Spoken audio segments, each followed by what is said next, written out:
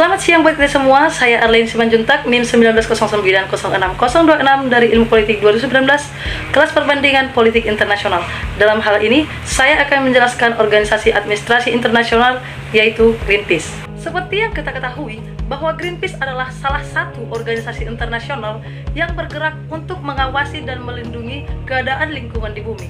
Nah, organisasi ini berdiri secara independen ataupun mandiri.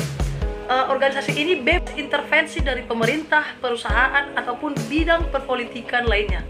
Mengenai sejarah dari organisasi Greenpeace ini didirikan pada tahun 1971 di Vancouver, British Columbia, Kanada. Tetapi, kantor pusat dari organisasi ini berada di Amsterdam, Belanda. Seperti yang saya katakan tadi, bahwa organisasi Greenpeace ini merupakan organisasi lingkungan global yang bersifat independen yang sudah memiliki cabang di 40 negara. Yang mana latar belakang dari dibentuknya organisasi Greenpeace ini adalah yaitu untuk menghentikan pemerintah Amerika Serikat dalam hal percobaan nuklir di daerah Amchitka, Alaska pada tahun 1960, yang mana setelah itu terjadi gempa bumi di daerah Alaska pada tahun 1964. Maka dari situ Greenpeace dibentuk dengan mengusung visi misi Greenpeace hadir karena bumi yang rapuh ini perlu suara. Butuh solusi, butuh perubahan, dan butuh aksi. Maksud dari visi misi tersebut adalah bahwa Greenpeace hadir tanpa ada aksi kekerasan dan bertanggung jawab secara pribadi. Selanjutnya itu bahwa Greenpeace itu visi misinya independensi, yang mana tidak menggalang ataupun tidak menerima dana dari bidang pemerintah, perpolitikan, ataupun bidang perekonomian lain, ataupun pemerintahan lainnya. Selanjutnya, Greenpeace tidak memiliki kawan ataupun lawan secara permanen. Karena apa?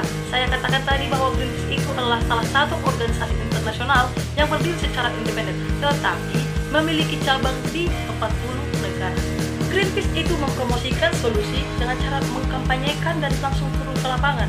Jadi tidak hanya sekedar kata-kata, yang mana untuk mencapai tercapainya tujuannya yaitu untuk melestarikan dan mengawasi lingkungan di bumi. Greenpeace itu bergerak di berbagai program dengan berbagai peran, seperti yaitu advokasi, fasilitasi, monitoring, dan juga di bidang konsultasi. Dalam hal ini saya akan menyebutkan salah satu tokoh dari Greenpeace tersebut, yaitu pada tahun 1941 sampai 2005, yaitu namanya adalah Bob Hunter. Bob Hunter ini merupakan salah satu jurnalis dari Kanada, yang mana menanamkan jiwa Greenpeace muda yang sampai saat ini kejabatannya tetap bertahan begitu.